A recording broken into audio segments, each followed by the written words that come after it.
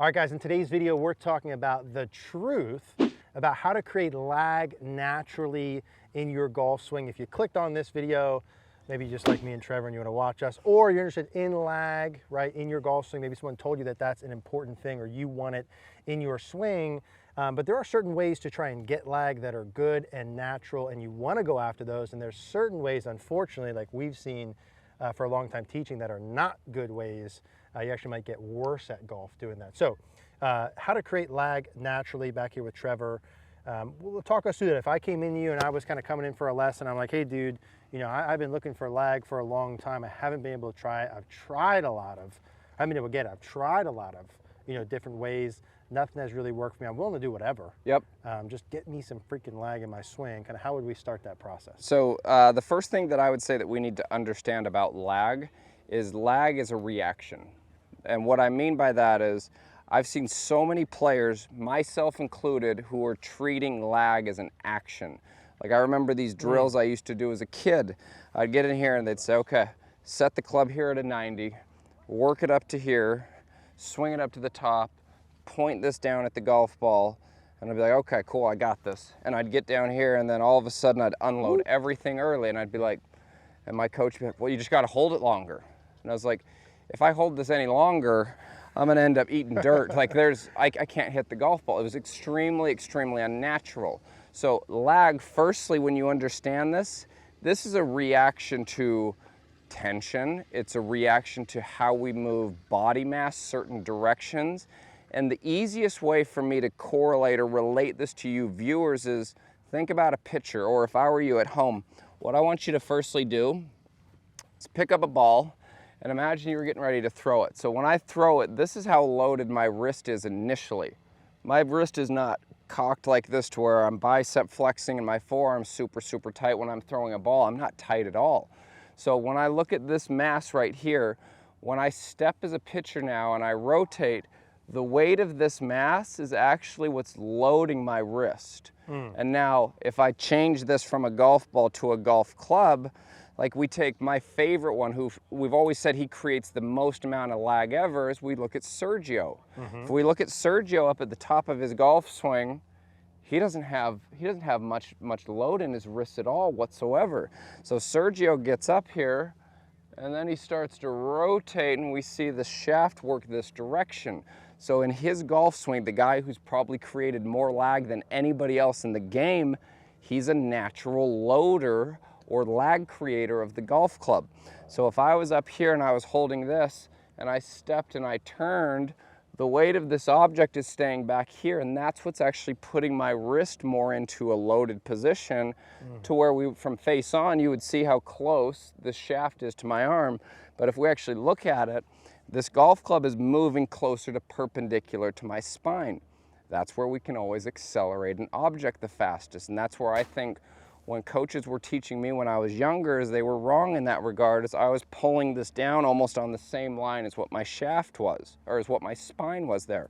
I wasn't able to create as much speed, and then everything looks good to here, and then it's like, oh my God, I'm throwing up on myself now at impact, and I'm just unloading everything. The answer is not to just hold it in longer. The answer is actually, we have to allow certain body parts to move firstly. So again, if I have this weight, this mass, this direction, and I move a body part forward and around, this club starts to pitch like this, just as if I was throwing a ball. Now, if you look at as well, think about what your grip pressure is. When I'm throwing a ball, my wrists are very oily, they're lubricated, they can move. I have just enough tension in my fingers to where I'm securing this ball still. I'm not white knuckle gripping it. I don't have tension in my forearms and tension in my arms. So that is how lag, in my opinion, is actually created. So it's almost, sometimes I'll refer to it as players, I'll refer to it as float loading. So a lot of times people who have always looked like this at the bottom, the very first thing that I'll have them do when hitting shots is they're gonna barely have any grip pressure on the club, and I'm gonna actually ask them to try and not hinge. I'm gonna do the opposite. I'm gonna put you in a position that would be the opposite of lag. And now as I do this, and I turn, guess what my wrist did? They worked that direction. Yes. But again, I have to be tension free when I'm doing that. So when you first start working on something like this, screw the golf ball. You can't care about what the golf ball is doing, because if you're caring about what the result of the ball is, you're never going to change. This would be simply learning how to actually feel the weight of an object. And again, this is correlating strictly to balance. If I have mass back here, that allows me to move mass forward and around. If I pull this mass down and forward, I can't now move my body this direction, or that becomes a balance loss, and I'm going to fall on my face right there. And your equilibrium won't let you do that. So if you pull this down and forward, your next move is probably going to be up and back with your body, or we could refer to it as a slide. So the first thing that I would do when you're learning how to load the club like this and you want to create what we're calling natural lag, actually try and hit some of these shots without having any wrist hinge. And just go here. And this club will just actually naturally start to fall into place. And now, like when you do that, Trevor, the loading part, like the baseball analogy is really good. And so it's not like you're saying, hey, set it real like this and then hold that forever. Yep. It's allowing that thing to be setting or creating that. Is that happening mostly like in early transition? Absolutely, yeah. Okay. I would refer to this as like transition loading. Okay. Transition loading, because of what I'm doing. And it allows us to get the body moving earlier than what the arms and the hands are. Yeah. Okay, so another good way of thinking about it is, here's my hands right here. So if I was throwing a golf ball, or if I was throwing a baseball, I'd have the pressure in my index finger, my thumb, and my middle finger. I actually want to feel like the pressure of that club is staying back there for as long as possible, because the longer it stays back there, the longer time my arms and my wrists actually have to naturally load themselves. If I keep the pressure up here and these three fingers on my left hand, my middle finger, ring finger, pinky, this is a pulling lever. Like, you think if you were at the gym and everybody practices pulling into lag, well, right. Yeah, you're pulling into lag, but now your arms are so far in front of your body, your reaction has to be this. Yeah. Then we chunk it, thin it, pull it, do all this other stuff.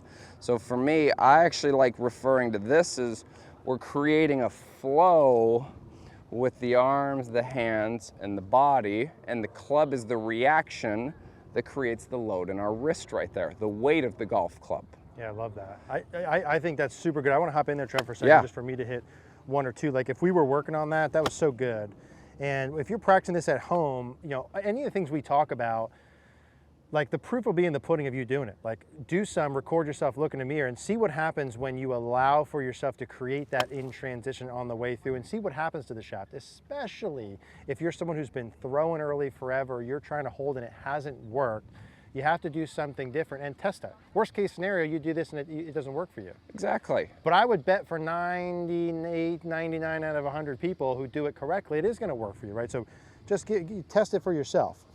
With that said, let's say that I come in and we're working on this. Let's do it. I'm going to kind of hip high-ish, no hinge, and then Exactly. Feel like it's floating. yeah. Feel like once it gets here, feel like the weight of the club is just floating, and then you're moving away from the weight of that. And that moving away from it is not me going like this with my arms. No. It's the body. Yeah, Yes. Okay. So a little float here. So I feel like I don't really load it at all. Let it float. Let the body go. And I bet that in early transition had the shaft. And just makes common sense, guys, right? Like, if I go back and that shaft is wider and I'm unloaded, right? Let's even say my trail arm maybe is a little bit wider in this position too. Yep. Where do I have to go? I've got nowhere to go but to load as I go down. Exactly. Right. And that would be our reference to naturally loading it right there. Naturally loading it.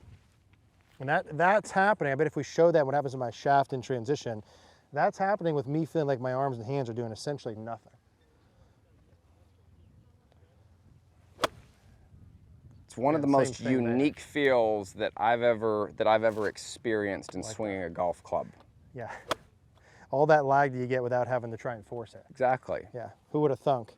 You and me probably when we're younger trying to do. So for me, I think I go here and it's almost a little bit of a pressing into my foot and my pelvis working around. Like, exactly. So if you hit this one, go ahead and hit one more.